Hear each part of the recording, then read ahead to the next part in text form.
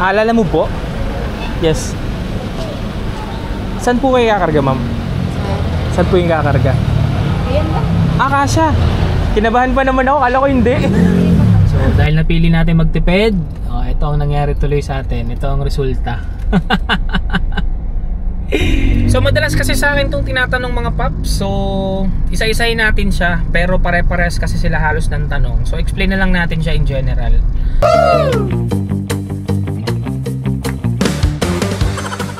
Good morning mga paps! Another day, another biyahe series na naman. So today is Wednesday mga paps, October 22. Time check is already 9:47 in the morning. So medyo maaga tayo ngayon. Actually kanina pa ako nag-aantay mga paps. Mga 9:10 in the morning.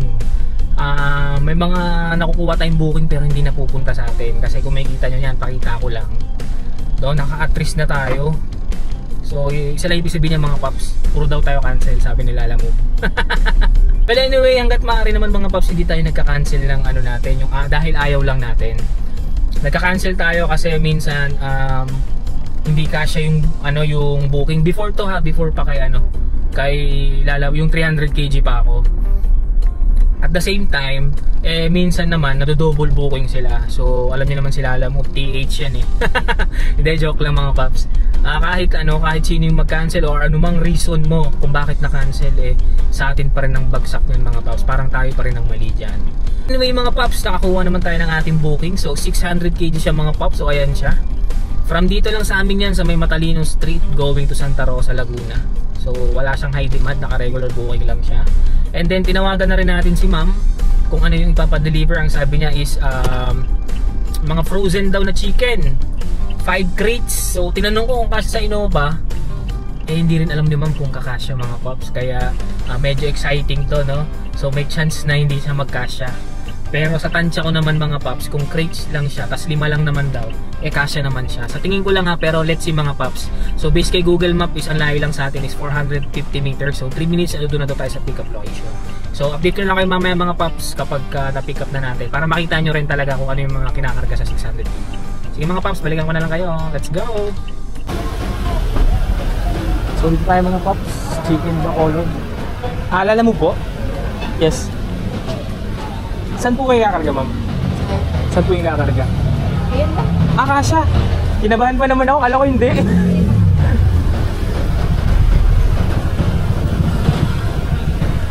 So yun mga paps, nakita ko na yung kakarga, kasyang-kasya naman to. Ayan. So feeling ko kasyang-kasya to mga paps. So dito na lang natin ito lagay.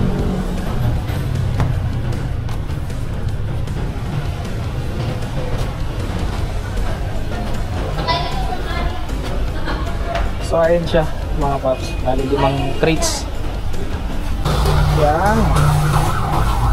Iwas, tulungan kita.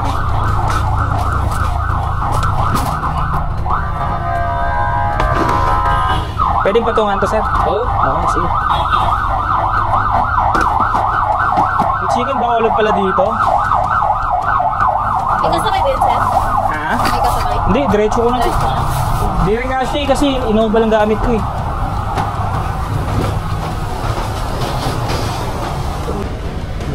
Ito lang yun, ma'am?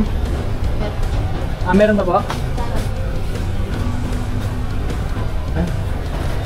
Sir, nasaan yung DR? Opo, yung DR po pala. Pali dyan na po. Sige po, salamat po. Salamat po.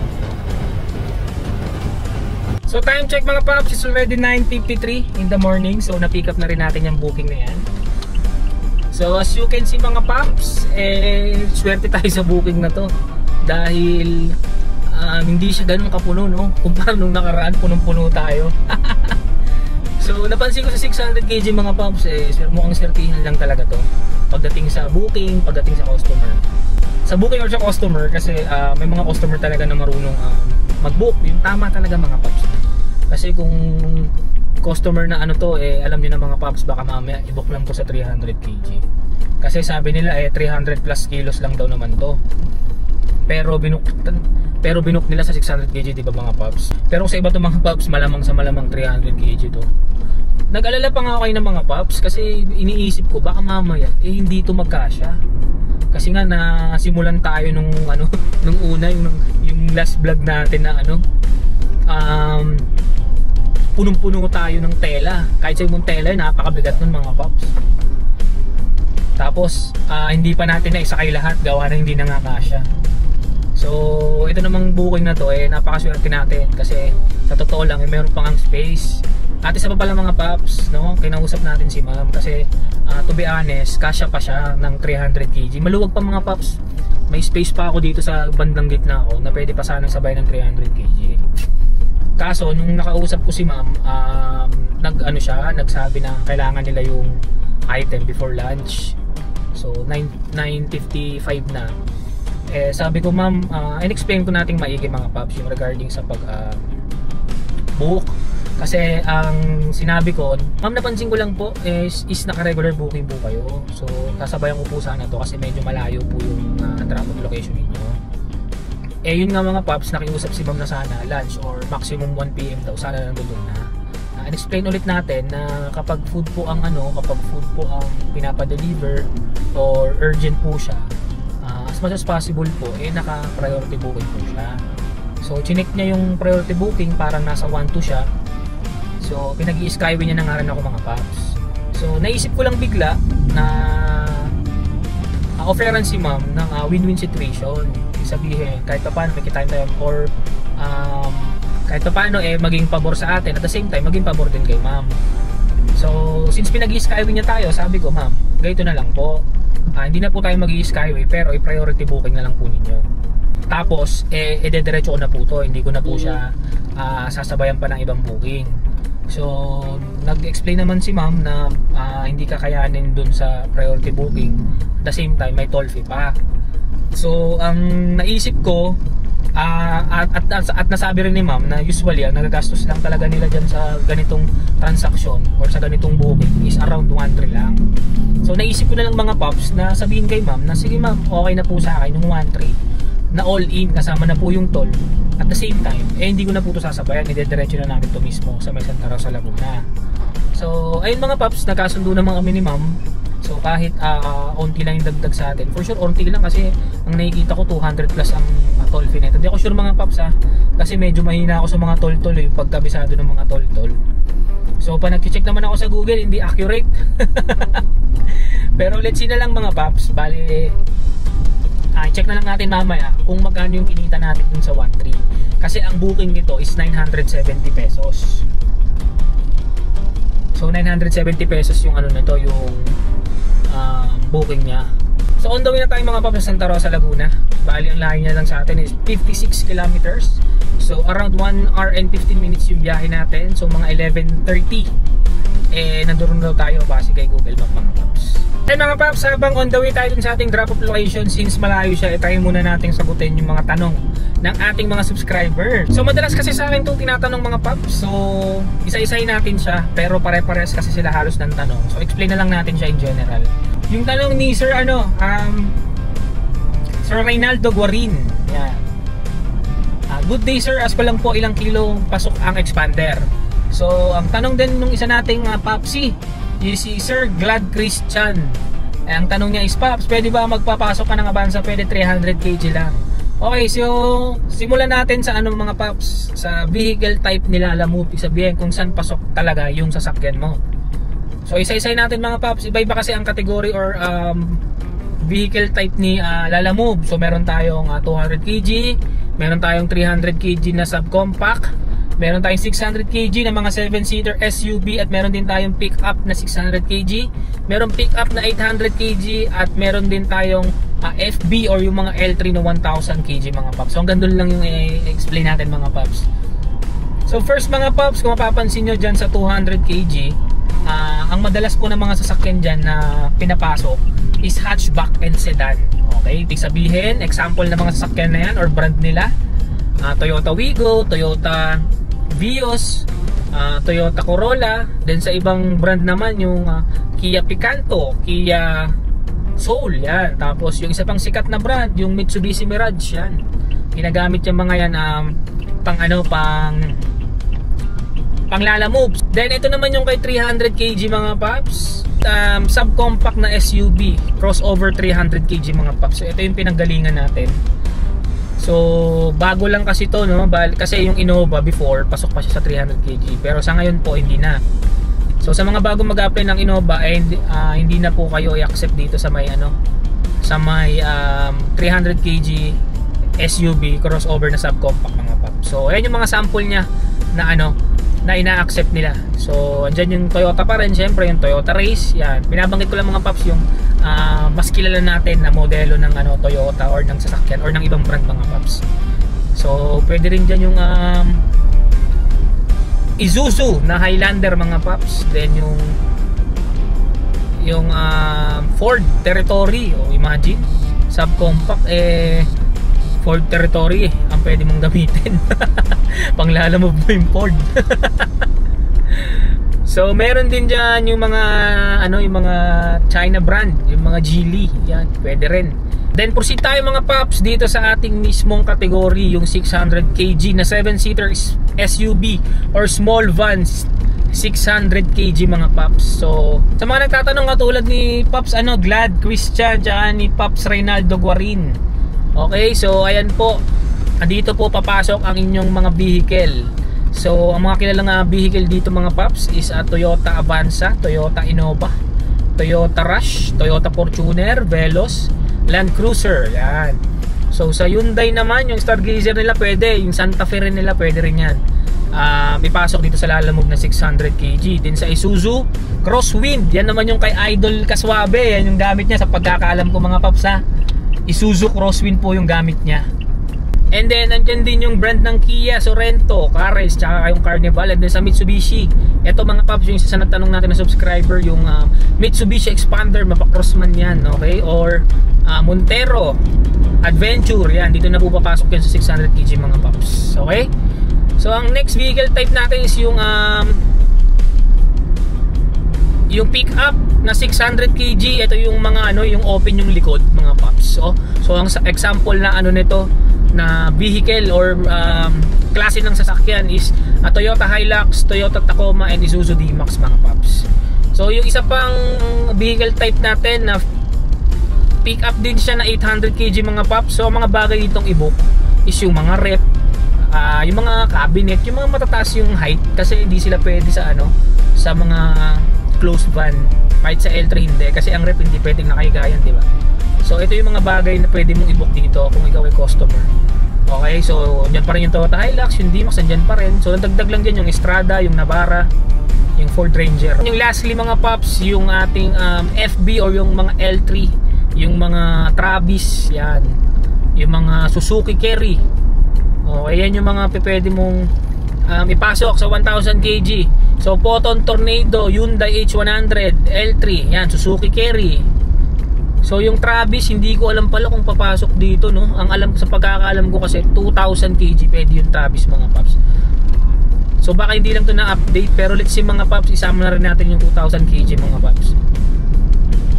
So yan yung mga pwedeng vehicle na ipasok sa 1000 kg FB mga paps. So yan mga paps, balikan natin si Paps Reynaldo Guarin dun sa tanong niya na, good day sir, ask ko lang po ilang kg pasok ang expander. So kung makikita nyo mga paps, dun sa vehicle type na pinakita natin, pasok ka na sa 600 kg paps, katulad nitong sa Innova natin. So pwede ka mag-apply sa Lalamove na gamit yan expander mo under 600 kg na vehicle category mga paps.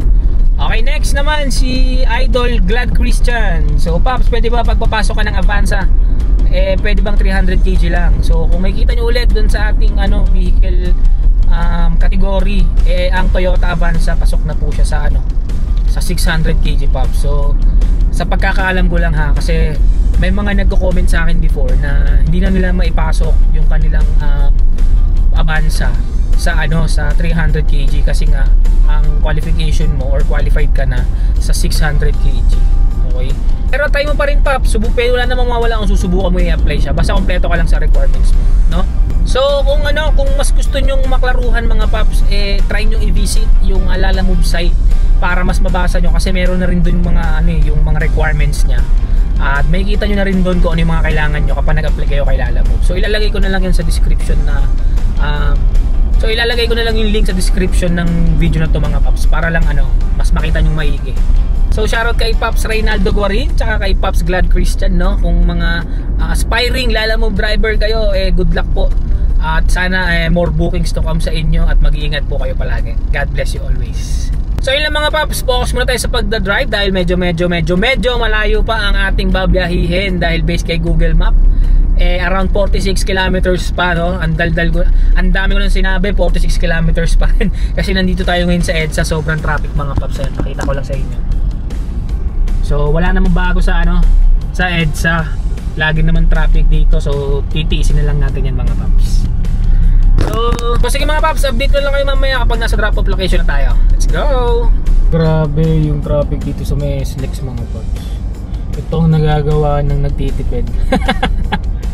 Kasi may option naman ako mga Pops. Usually doon naman talaga ako dumadaan sa may Magallanes sa Skyway.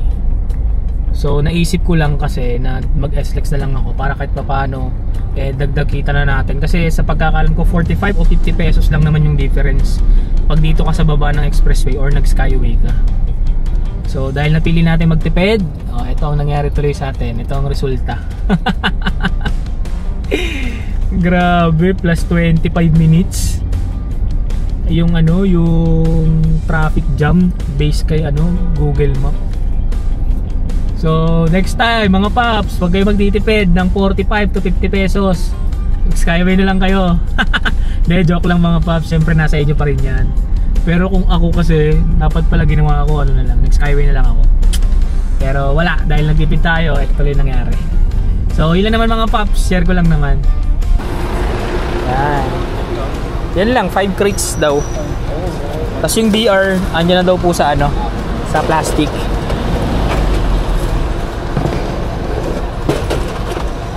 Oh.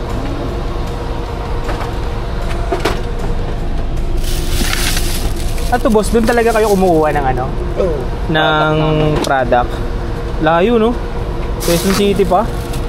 Wala bang malapit dito? Wala, yun lang namin yung pinaka-main ng komisari nila. Okay. Doon pala komisari nito, no? Sa amin lang to eh. Kapitbahay ko lang to eh. Oo. Ayos every Wednesday Kat pala kayo nausap ko, no? Oo. Kasabi niyo. Boss, picturean ko lang boss Okay na boss. Okay na boss? Okay. Sige boss, thank you. Punasan ko lang konti.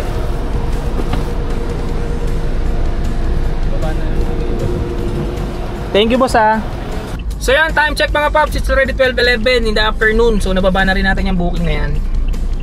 So all goods yung naging transaction namin ni ma'am. And then every Wednesday and Thursday daw ata sila nagpapadeliver. So kinausap ako kasi ang banggit ko, ma'am, kapitbahay ko lang po yung pinagtikapan. So baka daw pwede ako na ako na lang yung mag-deliver every week. So all goods yun mga Pops, di ba? So 1.3 yung naging deal namin nila ma'am, kasama na yung toll fee. So okay na ako doon mga Pops. Kasi parang nasa 1,000 din, parang nasa 1,000 may din yung fare niya dyan. Kasi based sa computation ko, kung 1.3 ang naging toll fee lang natin is 177 plus 30 pesos, so 203. So meron tayong 1,097. Yan, mga ganun lang yung yung malinis na kinita natin. Pero fair pa lang yung mga Pops. Sabihin, less din natin yung commission ni Lalamove na 145 pesos. So mga nasa 900 plus. Basta ganun mga Pops. So let's see mga Pops kung ano pang maging usapan namin ni ma'am. So yun mga Pops, since na-drop na natin antayin na tayo ng next booking natin. So naging problema ko lang pala mga Pops medyo maamoy lang siya ng kaunti lang naman. Buti meron tayong Glade. Ito lagi kong ine-spray ito mga Pops. Kasi yun nga, katulad niyan, pag may mga ganyang booking meron tayong panlaban. So try nyo rin ito mga Pops, yung Glade, yung Ocean Escape. So sige mga Pops, balikan ko na lang kayo kapag nakakuha na tayo ng ating second booking. So time check mga Pops, it's already 12:37. So habang nag-aantay tayo ng Lalamove, pinasukan tayo ng in-drive mga Pops. So kinuha na rin natin siya mga Pops dahil mahirap din yung booking dito, banda dito sa area dito sa Mayno Valley. So papunta siya ng Kabuyaw, tapos doon na lang tayo magantay ng Lalamove natin, pauwi naman sa atin yung mga Pops. So 4-seater siya mga Pops, ang fare niya is 261. And then ang commission dyan ni InDrive is 10%, so nasa 26.1 pesos yung ililes mo dyan. So yung lumabas na, so pag binawas mo yun na yung malinis na mapupunta sa'yo. So ang layo na lang sa atin ng pick up location is 1.9 kilometers. So update ko na lang kayo mamaya mga paps kapag nababa na natin si ma'am. Let's go! So time check mga paps, is already 1:18. Nababa na rin natin yung booking na yan. So actually hindi pa natin nabababa yan, pero malapit na dun sa drop off niya. Nakakuha na tayo ng booking kay Lala Move. Ayan siya mga paps. Actually Lala Ride pala siya, no? So maganda yung booking na yan dahil sa may SM Mega Mall na lang yan at malapit na yan sa atin, okay? At masasalo na naman natin yung traffic mga paps. So nakausap na natin si ma'am. Sabi ko daan na lang ng expressway. So pumayag naman siya. So update ko na lang kayo mamaya mga paps kung ano pang pwedeng mangyari sa biyahe natin. Let's go! So time check mga paps, it's already 1:51 in the afternoon. So nandito tayo sa ating pick up location. So warehouse pala to mga paps. Nagulat ako. Ayan o kung makikita nyo. At isa sa nakakagulat mga paps, item pala ito. Pero binuk sa Lala Ride. Aray ko. So medyo may pabor naman sa atin when it comes sa sa fare. Kasi medyo malaki siya at the same time mababa lang po kami ni Lala Ride. So hindi na daw nila mapalitan kasi company to. So kinuha na rin natin mga paps. Pero medyo hassle lang kasi kailangan pa ng gate pass at kailangan daw may vest. Wala tayo nun mga paps. Kaya ang pwede daw mangyari is pahiramin lang tayo ng vest. Ganoon na lang daw. Or sila na lang daw pupunta rito sa gate since malapit na lang naman na daw dito. Okay, so update ko lang kayo mamaya mga paps kung anong item to tsaka kung ano pang pwedeng mangyari dito sa booking na to mga paps. So balikan ko na lang kayo. Let's go! So yun mga paps, bale pinapasok nila tayo kahit wala tayong vest. Ginawa na lang ng paraan. So dito tayo ngayon. Check nyo to mga paps. Isang malaking warehouse pala to. So hindi ko naman kasalanan dahil wala namang note na kailangan naka-vest.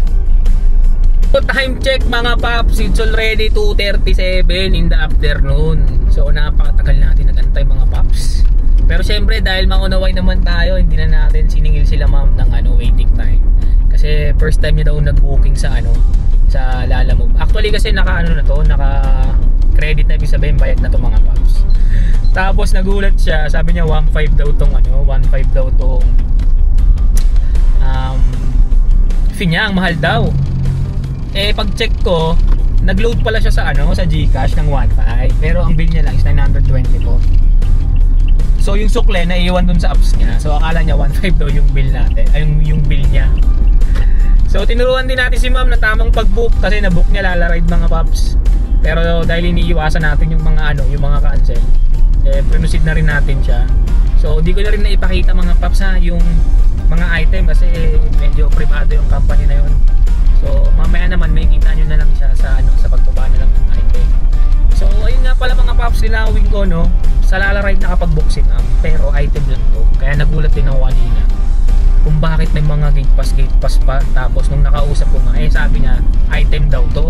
Tapos napansin ko kay ma'am medyo nararattle siya. Yun pala nagkaroon ng problema. So pala to, emergency booking. So di talaga sila nagpapalalamove doon sa warehouse nila. Nataon lang na wala silang truck or service na maghahatid. Kaya napilitan silang maglalamove. Kaya hindi pa eligible si ma'am when it comes sa pagbubuk sa sa Lala Move. So tinuruan natin siya kahit paano.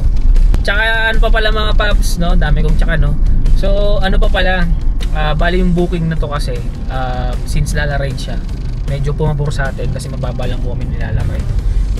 So sana huwag magalit sa akin si Lala Move.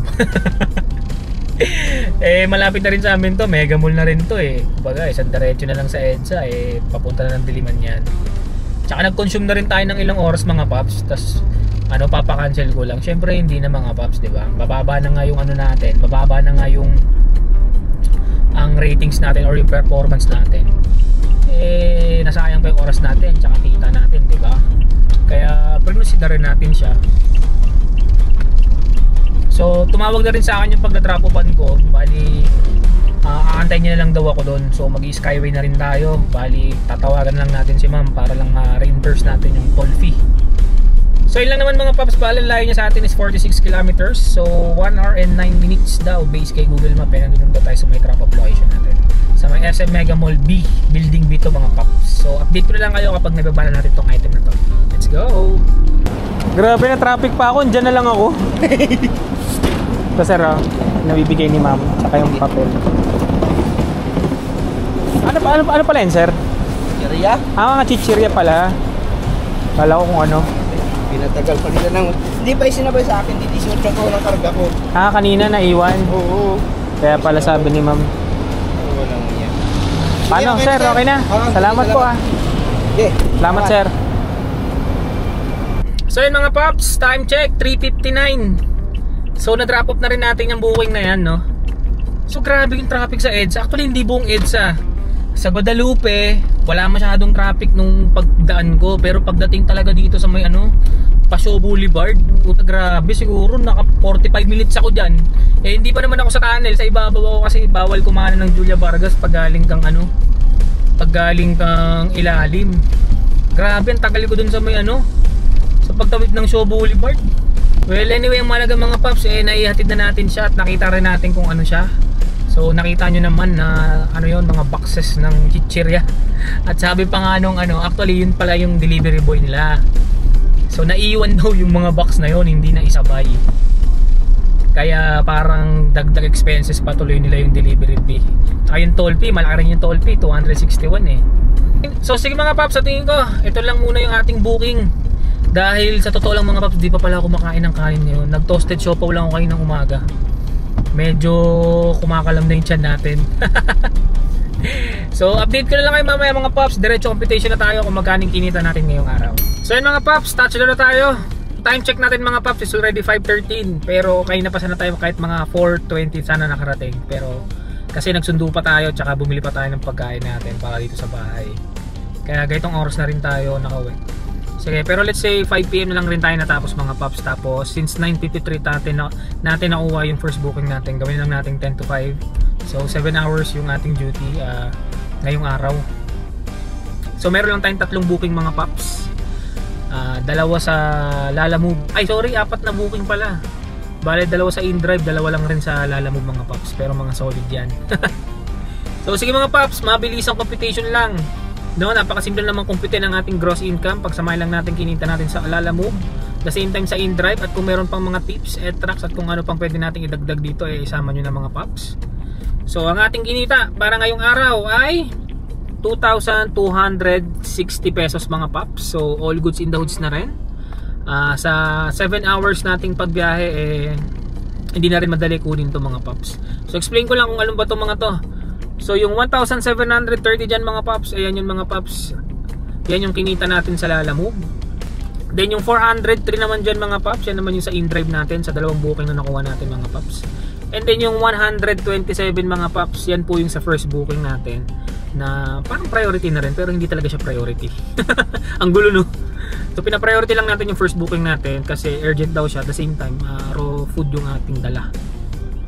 So at sa pang magandang balita mga paps, baka daw next time kontakin ako nila kasi malapit lang ako sa pick up. As in malapit lang mga paps, no? Isang kanto lang pagitan namin yan.